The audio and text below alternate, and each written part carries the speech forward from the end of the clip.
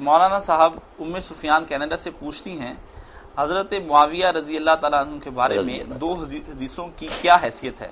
ایک حدیث میں انہیں کاتب وحی کہا گیا ہے اور دوسری حدیث میں نبی کریم صلی اللہ علیہ وسلم نے دعا کی ہے کہ اے اللہ معاویہ کو ہادی اور مہدی بنا دے۔ ان احادیث کا حوالہ دے دیں اور یہ بتائیں کہ آیا یہ احادیث صحیح ہیں یا نہیں۔ ایک روایت جو ہے نا صحیح جامع ترمذی کی، اس میں یہ آتا ہے کہ حضرت معاویہ رضی اللہ تعالیٰ عنہ کے بارے میں حضور نے دعا کی اللہم اجعلہ ہادیا مہدیا واہدہ، اور امام ترمذی اس کو کہتے ہیں کہ یہ حسن غریب حدیث ہے تو راوی ایک حدیث کا مگر حسن ہے۔ نیچے انہوں نے پھرنا علامہ مبارک پوری نے کہا کہ نہیں یہ بات درست نہیں۔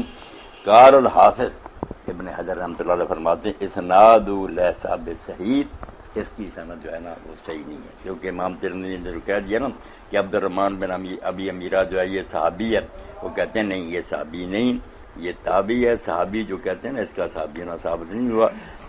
قال الحافظ قال ابن عبد البر لا تصح صحبته ولا يصح اسناد حدیث، یہ میں 354 صفحہ اور یہ جو ہے نا صحیح ترمذی کی شرح اس میں سے پڑھ رہا ہوں، تحفۃ الراضی امام مبارک پوری کی۔